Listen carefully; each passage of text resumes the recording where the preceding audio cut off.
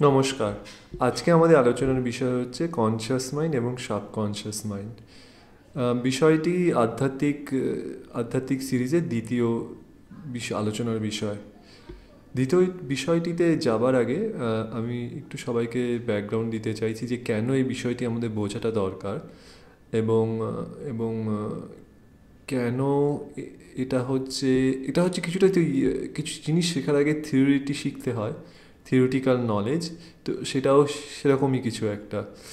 তো আর কেন শিখতে হবে, মানে কেন জানতে হবে, তার উত্তরে এটাই আসতে পারে যে ধরুন আপনার আহ, যত যত ফিলোসফার রয়েছে, দার্শনিক রয়েছেন, একটা কথা বলছেন যে তুমি আগে নিজেকে জানো, তারপর তুমি বিশ্ব ব্রহ্মাণ্ডকে জানতে পারবে। তো নিজেকে জানার যে যে একটা একটা পদ্ধতি, সেটাই হচ্ছে অ্যাকচুয়ালি ফিলোসফিটাই আমরা আসলে বোঝার চেষ্টা করব, যে যে এটা কীভাবে কাজ করে। তো দেখুন, আমাদের মস্তিষ্কের ভেতরে কি চলে, কিভাবে চলে, এ, সেটা হচ্ছে থিওরিটিক্যাল সায়েন্টিফিক লেভেলে সেটা বলা যায়, কিন্তু যেটা যেটা থট লেভেলে সেটা সেটা সেটা ডিফাইন করাটা খুব কঠিন ব্যাপার। আচ্ছা, যাই হোক, সেই বিষয়ে আমরা পরে আলোচনা করব। কিন্তু যেটা হচ্ছে ইম্পর্টেন্ট বিষয় সেটা হচ্ছে যে কেন আমরা এই জিনিসটা জানতে হবে, কেন আমাদের এই সাবজেক্টটা জানাটা আমাদের দরকার। তার কারণটা হচ্ছে যে আমাদেরকে এটা বোঝা যে আমাদের ভেতরে, মনের ভেতরে, মাথার ভেতরে কিভাবে জিনিসগুলো কাজ করে। তো বিষয়টায় চলে আসি। তো আমাদের অ্যাকচুয়ালি দুটো মাইন্ড, একটা হচ্ছে কনশাস মাইন্ড, সাবকনশাস মাইন্ড। তো কনশাস সাবকনশাস মাইন্ডের ভেতরে কিভাবে কাজ করে সেটি হচ্ছে যে কনশাস মাইন্ডকে বলা হচ্ছে যে এই যে ধরুন আমি আপনার সাথে এখন কথা বলছি, সেটা আমি এখন কনশাসলি অ্যাওয়েক, মানে আমি এখন জেগে রয়েছি, আমার কনশাস মাইন্ড জেগে রয়েছে। তো কনশাস মাইন্ডে কিছু ধর্ম রয়েছে, আর সাবকনশাস মাইন্ডে কিছু ধর্ম রয়েছে। তো সাবকনশিয়াস মাইন্ড হচ্ছে যেটা আমাদের মন, সেটাকে আমরা বলি মন। এটা আমাদের শরীরের সাথে খুব মানে শরীরেরই সাথে জড়িত। তো এবার সাবকনশিয়াস মাইন্ড হচ্ছে আমাদের পঞ্চ ইন্দ্রিয়র সাথে কানেক্টেড। তো এর সাথে হচ্ছে চোখ, কান, জিভ, ত্বক এবং জিহ্বা। এবং এই সাবকনশিয়াস মাইন্ড কিন্তু বাইরের জগৎ থেকে কিছু দেখতে পারে না।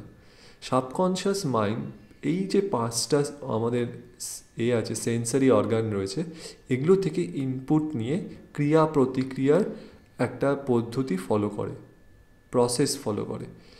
তার একটা মশা কামড়েছে, মশাটা মেরে নি।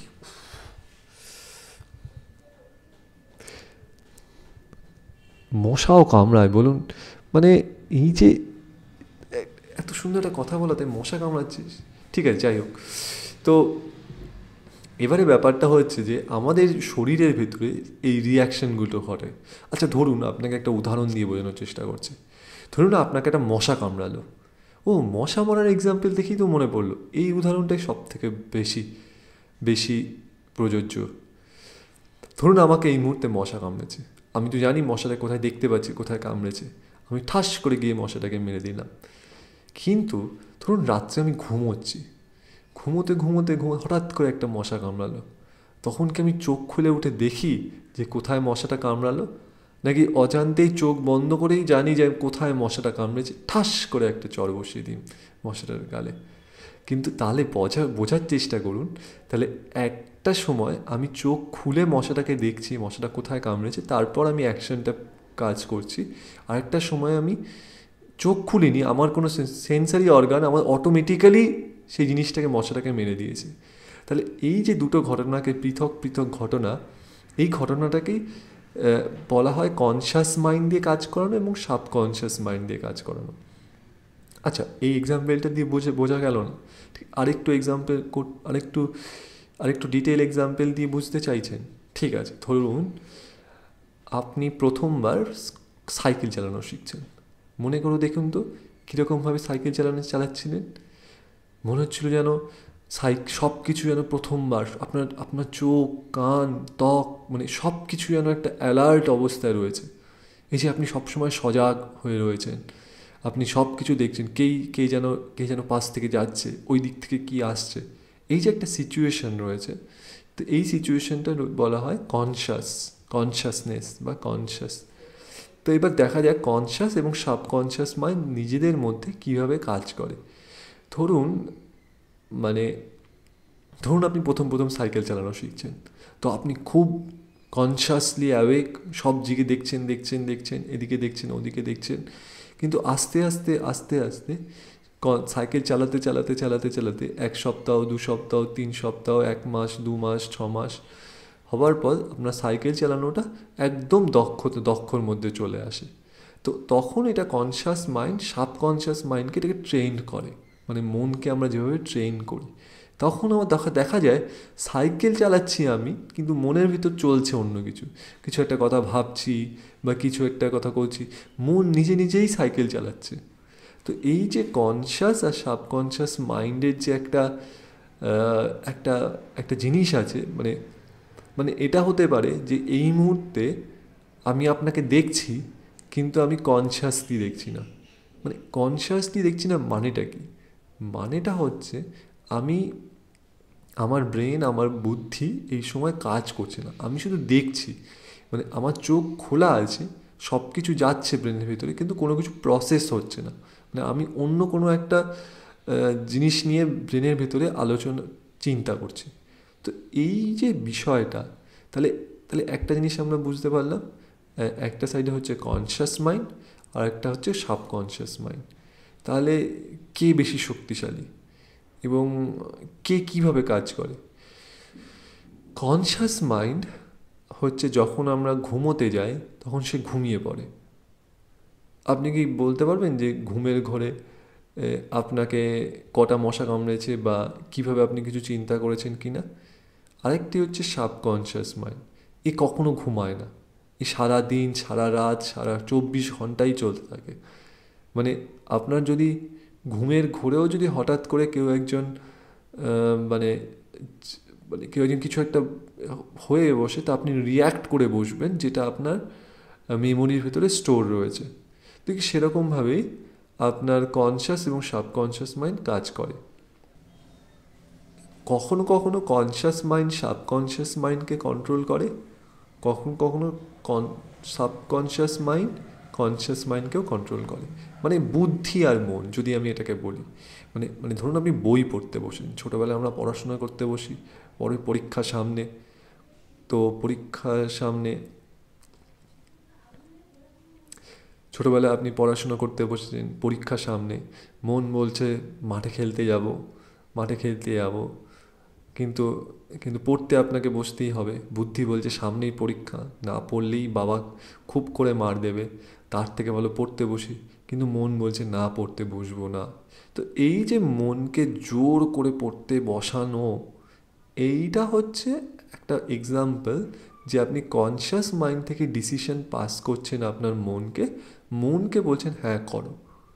কিন্তু কখনো কখনো, আচ্ছা ঠিক আছে, এই ঘটনাটাকেই যদি আমি পরীক্ষার পর আলোচনা করি, পরীক্ষার পর মা বললেন যা এবার পড়তে বসো, পরের ক্লাসে উঁচু ক্লাসে উঠবে, এবার পড়তে হবে।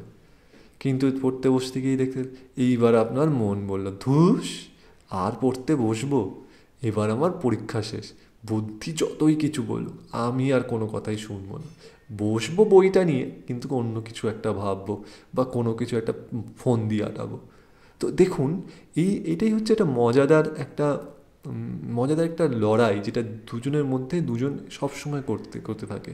মানে এই যে বুদ্ধি আর মন, তা মানে বুদ্ধি চায় যে এই জিনিসটা করো, আবার মন চায় ওই জিনিসটা না করতে, এবং এর মধ্যে যে যেতে, সেটাই হচ্ছে সেই সময়ের পরিস্থিতি। মানে ধরুন আমার মন কিছুতেই চাইছে না এই সময় পরিস্থিতি থাকতে, তো আমি উপস্থিত থাকতে পারবো না, তো এই সময় মন জিতে গেল। আবার পরীক্ষার আগে আমার জোর জবরদস্তি করে আমি মন দিয়ে পড়তে বসলাম, তখন কিন্তু আমি পড়তে বসলাম, তখন কিন্তু সব কিছু মনে রইল। তো এটাই হচ্ছে আমাদের একটা ওপর আইডিয়া, এই মনের কিছু ধর্ম রয়েছে। মানে ধর্ম রয়েছে বলতে গেলে, এবার দেখুন, মানে আপনার যদি কনশাস মাইন্ড বন্ধ হয়ে যায়, তাহলেও কিন্তু আপনি নর্মাল লাইফ, আপনি একটা হিউম্যান লাইফ লিড করে যাবেন। মানে বুদ্ধিটা চলে গেল। মানে ধরুন পাগল, রাস্তায় যেটা পাগলকে দেখছেন, সে হয়তো, তার হয়তো উপস্থিত বুদ্ধিটা চলে গেল। মানে সমাজে কিভাবে চলতে হয়, রাস্তায় রয়েছে, নোংরা জামা কাপড় পরে রয়েছে, তোমার স্নান করেনি, অনেক দিন ধরে নখ কাটেনি, খালি পায়ে ঘুরছে। তো তাদেরকে দেখুন, তার কিন্তু বুদ্ধি দশায় যে সোসাইটিতে যেভাবে ভালোভাবে থাকা উচিত সেই জিনিসগুলো মাথা থেকে বেরিয়ে গেছে, কিন্তু তার বেসিক যে নেসেসিটিগুলো, খাওয়া, সেই জিনিসগুলো কিন্তু সে ভোলেনি। হয়তো সে স্নান করাটা কিন্তু বুদ্ধি যদি চলে যায় তার মানে এটা নয় যে আপনি মরেই যাবেন। কনশাস মাইন্ড যদি কাজ না করে তার মানে হচ্ছে সাবকনশিয়াস মাইন্ড দিয়ে সেটাকে কাজ করা হবে, কিন্তু সাবকনশিয়াস বা মন দিয়ে কাজ করা হবে। কিন্তু মনকে তো মনে মন মন তো শুধু ইনপুট নেয়, ক্রিয়া প্রতিক্রিয়া, ক্রিয়া প্রতিক্রিয়া, এই এই এই ফিলোসফিতে চলে। কিছুটা এরকম যে ধরুন ধরুন আপনি খেতে একটু দেরি হলো আজকে, মানে আপনি ধরুন প্রচুর খিদে পেয়েছে, প্রচুর খিদে পেয়েছে, তার মানে রাগ হয়ে গেছে। কিছু অনেক খিদে পেয়ে গেলে অনেকের আবার রাগ হয়ে যায় অনেক। তো সেরকম কিছু একটা ব্যাপার, মানে ভেতর থেকে রাগ আসে, যেই সে খাবারটা খেয়ে নিল অমনি তার রাগ চলে গেল, ভ্যানিশ। তো এরকমই একটা ব্যাপার যে মনের কিছু ফিলোসফি রয়েছে। মানে এই মনকে যদি আমরা প্রপারলি ট্রেন করতে না পারি, বা মনকে যদি আমি প্রপারলি শান্ত না রাখতে পারি, সে তাহলে আমি আমার জীবনের যে আসল সত্য সেটা আমরা বুঝতে পারবো না। কারণ যে জিনিসগুলো বুদ্ধি আমাদের কনশাস লেভেলেই থাকে। আমাদের মূল উদ্দেশ্য হচ্ছে বুদ্ধিকে বাঁচিয়ে রাখা এবং মনকে শান্ত রাখা। মন যেন কিছুতেই অশান্ত না হয়। মন বিচলিত হয় কেন, এই প্রশ্নটা বড় গভীর। মানে কেন আমি কিছু জিনিসের পিছনে বারবার ছুটি, তার কারণ হচ্ছে মনের কিছু ধর্ম রয়েছে। মাঝে মাঝে আমরা সেই ধর্মগুলোকে নিজের ধর্মই হিসেবে মনে করি। ধরুন ধরুন মন হচ্ছে সবসময় একটা নতুন এক্সপিরিয়েন্স করতে চায়। তো এক্সপিরিয়েন্স কীভাবে করতে চায়, মানে ধরুন ছোটোবেলায় আমাদের খুব ছিল যে আমাদের একটা সাইকেল কিনে দেবে, সাইকেল কিনে দেওয়ার একটা এক্সপিরিয়েন্স ছিল। তারপরে আমাদের যখন বড় হলাম, তারপরে আমরা পড়াশোনা করলাম, একটা চাকরি খোঁজার পেছনে ছুটলাম। তো চাকরি পাবো, যখন আমরা চাকরি পেলাম তারপরে আমরা কর্মজগতে এলাম, তারপরে আমরা কয়েক বছর পর করতে হবে, একটা বাড়ি করতে হবে। এই যে জিনিসগুলো আমরা চেয়ে যাচ্ছি, একটা জিনিস চাইছি এবং সেটা যখন পেয়ে যাচ্ছি, সেই বিষয়টা সম্পর্কে আমাদের ইন্টারেস্টটা কমে যাচ্ছে। ঠিক মনের কিছু ধর্ম রয়েছে। ধর্ম বলতে গেলে কিছুটা প্রিন্সিপাল, কিছুটা এই প্রিন্সিপালগুলো মন ফলো করে থাকে। তো দরকার নেই। ধরুন আপনি একটা গাড়ি চালাচ্ছেন, এবার আপনি কি যেটা জানতে চান যে গাড়ির শিফটিং করলে, স্টিয়ারিংটা ঘোরালে, বাঁদিকে ঘোরালে গাড়িটা বাঁদিকে ঘোরে, কিন্তু আপনি কি এটা জানতে চান যে গাড়ির ভেতরের মেকানিক্সে অ্যাকচুয়ালি কীভাবে বাঁদিকে ঘোরানো হচ্ছে গাড়িটা দিয়ে? জানতে চান না তো। আপনাকে শুধু গাড়িটা ওটা ঘোরালে বাঁদিকে ঘোরে, তো আপনি ধর্মটা বোঝেন, স্টিয়ারিংয়ের ধর্মটা বোঝার চেষ্টা করেন। সেরকমভাবেই আমরা মনের ধর্মটা বোঝার চেষ্টা করি। মনের কিছু ধর্ম রয়েছে। আমাদের মন ঠিক এইরকমভাবেই 5টা ধর্ম মধ্যে ফলো করে। তার মধ্যে প্রথম ধর্ম হচ্ছে একাকিত্ব। মানে মন একাকিত্বকে খুব ভয় পায় বা একাকিত্বকে অ্যাভয়েড করার চেষ্টা করে। তো সেটা একটুখানি, এটা সবার ক্ষেত্রে সমান নয়।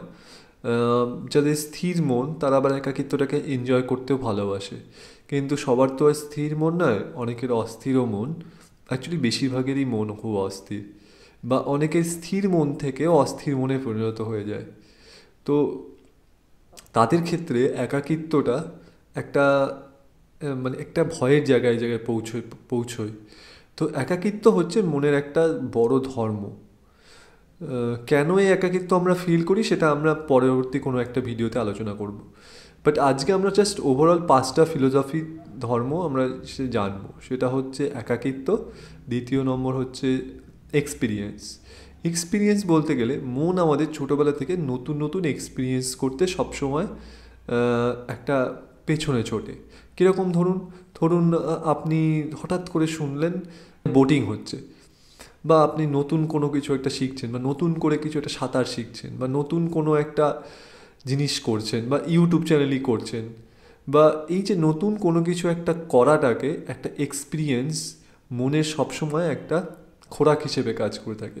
মন সবসময় নতুন নতুন এক্সপিরিয়েন্স করতে চায়, কিন্তু সেটাও একটা সার্টেন এজ পর্যন্ত, তারপর আর কোনো এক্সপিরিয়েন্স করতে চায় না। দেখুন খুব বয়স্ক মানুষদের যদি বলেন যে চলো কষ্ট করে পাহাড়ে ঘুরতে আসো, তিনি বলবেন থাক আর যেতে হবে না। কিন্তু কোনো একটা ইয়ং বা বা বা অ্যাডাল্টকে যদি বলেন যে ঘুরতে যাওয়ার কথা শুনে, এক দৌড়ে এক লাফে রেডি হয়ে যাবে। ঠিক সেরকমই ব্যাপার, যে মনের একটা এক্সপিরিয়েন্স করবার একটা সব কিছুর একটা একটা প্রবণতা রয়েছে। তো কীরকম এক্সপিরিয়েন্স, ধরুন আপনি একটা নতুন গাড়ি কিনবেন, গাড়ি কিনলেন, কেনার পর সেটাকে খুব করে প্রথম 1 বছর চালালেন, 2 বছর চালালেন, খুব করে যত্ন নিলেন, গাড়িটাকে রেগুলারলি ধুলেন, পরিষ্কার করলেন, যত্ন করলেন, তারপর চালাতে চালাতে চালাতে 2 বছর, 3 বছর, 4 বছর, 5 বছর, 6 বছর বাদে আস্তে আস্তে সেটার প্রতি অতটা যত্ন নেওয়া হয়ে থাকে না। যত্নটা নেওয়া হয়ে থাকে না কারণ হতে পারে তখন আমাদের আবার মনের এরকম একটা পরিস্থিতিতে পৌঁছে যায় যে জিনিসটাকে পরিবর্তন করে নতুন কোনো একটা গাড়ির আমাদের একটা ইচ্ছা তৈরি হয়, অবশ্যই আমাদের ফিনান্সিয়াল কন্ডিশনের ওপরে। বাট বাট এটা আমাদের একটা বুঝতে হবে যে মনের একটা ধর্ম হচ্ছে এক্সপিরিয়েন্স করা। এই বিষয়টা নিয়েও আমরা একটা পরবর্তীকালে ভিডিও বানাবো। তৃতীয় হচ্ছে অ্যাটাচমেন্ট। অ্যাটাচমেন্ট হচ্ছে মন খুব তাড়াতাড়ি অ্যাটাচড হয়ে যায় কোনো একটা জিনিসের প্রতি, কোনো একটা জিনিসের প্রতি, কোনো একটা মানুষের প্রতি। এই অ্যাটাচমেন্টটা মনের একটা ধর্ম। এই অ্যাটাচমেন্টটা খারাপ আমি কোনো বিষয় নিয়ে আলোচনা করতে চাই না। আগে আমরা বোঝার চেষ্টা করি যে এটাও একটা মনের ধর্ম, যে কোনো একটা জিনিসের প্রতি অ্যাটাচড হয়ে গেল খুব তাড়াতাড়ি, এটাও একটা মনের ধর্ম। চতুর্থ ধর্ম হচ্ছে ফিজিক্যাল সেন্সেশন। ফিজিক্যাল সেন্সেশন মানে আমাদের শরীরের যে ধরনের ফিজিক্যাল সেন্সেশন আমরা পাই, তার মধ্যে কোনো সেন্সেশন আমাদেরকে প্লেজার দেয়, কোনো সেন্সেশন আমাদের বেদনা দেয়। তো এই প্লেজার সেন্সেশনের প্রতিও আমাদের একটা মনের একটা ক্রেভি রয়েছে। এটাও একটা ধর্ম। হচ্ছে একটা খুব বেসিক একটা ধর্ম। সেটা হচ্ছে যে কীরকম, ধরুন মানে আপনাকে কেউ অ্যাটাক করতে এলো, সঙ্গে সঙ্গে আপনি ভয় পেয়ে গেলেন। ভয় মানে একটা সিকিউরিটি খোঁজে, মানে মন সবসময় একটা কোথাও সুরক্ষা জায়গা খোঁজে। এটাও একটা মনের ধর্ম। মানে সব কিছুতে ধরুন আপনি টাকাটা ইনভেস্ট করবেন, সেটাও আপনি খুঁজছেন কোথায় সব থেকে সেফেস্ট ওয়েতে টাকাটা যেন থাকে, রিস্ক ফ্যাক্টরটা যেন 0 ফ্যাক্টর থাকে। আপনি একটা বাড়ি বানাবেন, সেক্ষেত্রেও আপনি কতটা সিকিওর থাকা যাচ্ছে, তো সিকিউরিটিটা আপনার কাছে সব থেকে মেইন প্রায়োরিটি। কিন্তু এই যে ধর্মগুলো বললাম, যে security, fear, loneliness, experience, attachment, pleasure, এই ধর্মগুলো এক একটা ধর্ম, বাট এগুলো যে সবার ক্ষেত্রে সমানভাবে কাজ করে সেটাও কিন্তু সত্য নয়। মানে বিভিন্ন মানুষের ক্ষেত্রে কোনোটা কম, কোনোটা বেশি, ওর ভেতরে অস্থিরতাটা বেশি। তো সব কিছুই তো বেসিক্যালি একটা এনার্জি ফ্লো হয় শরীরের ভেতরে, তো সেগুলোও আমাদের ভেতরে ডিপেন্ড করে থাকে। তো এই 5টা ধর্ম জানার পর যেটা আমাদের নেক্সট বিষয় হচ্ছে যে থট, যে চিন্তা। এই চিন্তার বিষয়টা কি? প্রথম কথা আমরা আগে বোঝার চেষ্টা করি যে চিন্তাটা কী জিনিস। আপনি কি লক্ষ্য করেছেন যে আপনি যদি কথা নাও বলেন, তাহলে আপনার ভেতরে ভেতরে কেউ একজন কথা বলে, মানে আপনি কথা বলেন, বাট আপনি প্রতিটা জিনিস যেন একটা ঘটনাকে আপনি বলছেন। তো এইটাকেই বলা হয় চিন্তা। কীভাবে চিন্তা বলা হয়, এবং এটাকেই বলা হয় যে আমাদের ব্রেন কীভাবে কাজ করে। প্রথমে আমাদের থট তৈরি হয়, সেই থটটা আমাদের অ্যাকশনে পরিণত হয়, সেই থটটাকে আমরা অ্যাকশনে কনভার্ট করে থাকি। এবার এটা হচ্ছে নর্মাল সিনারিও, বাট কিছু কিছু সিনারিওতে আমাদের ব্রেনের ভেতরে জিনিসগুলোকে জিনিসগুলোকে এতটাই ডিপ লেভেলে রুটেড স্টোর থাকে যে আমাদেরকে সেই সব সিচুয়েশনে চিন্তা করতে হয় না। ধরুন আপনি গাড়িটা হঠাৎ করে চালাচ্ছেন, সামনে কেউ চলে এলো, অটোমেটিক্যালি আপনার স্টিয়ারিংটা বাম দিকে বা ডান দিকে ঘুরে গেল। তো এই যে ডিসিশন, এই যে সিচুয়েশনগুলোতে ব্রেন কিন্তু আর বুদ্ধির সাহায্য নেয়, তখন মনের ভেতরে যেটা স্টোর থাকে সেটা থেকেই রিয়াকশানটা করে করে করে থাকে। তো এই জিনিসটা থট হচ্ছে আমাদের একটা বেসিক জিনিস। এই থটকে নিয়েই সারা মানে মানে সমস্ত ফিলোসফি ঘুরে বেড়াচ্ছে। মানে আপনার চিন্তাকে কোন দিকে ডাইরেকশন করবেন, আপনার চিন্তাকে কোন চিন্তাগুলো থেকে মুক্তি পাবেন, কোন চিন্তাগুলো করবেন না। কিন্তু এই চিন্তা আমাদের হাতে কি আদৌ আছে? মানে ধরুন আপনি পড়তে বসলেন, আপনি পুরো একটা প্যারাগ্রাফ পড়লেন, পড়ার পর আপনার কিছুই মনে থাকলো না। তার মানে কি? আপনি কি মন দিয়ে পড়লেন না। কিন্তু মনটা তো, আমি তো পড়ছিলাম, তাহলে আমার মনটা কোথায় ছিল? মনটা অন্য কিছু একটা ভাবছিল। এই যে ভাবছিল, তার মানে অন্য কিছু একটা চিন্তা করছিল। তো এই বিষয়টাই হচ্ছে চিন্তা, যে আমি পড়ছি কিন্তু আমার মনের ভিতর ঘুরছে অন্য কিছু।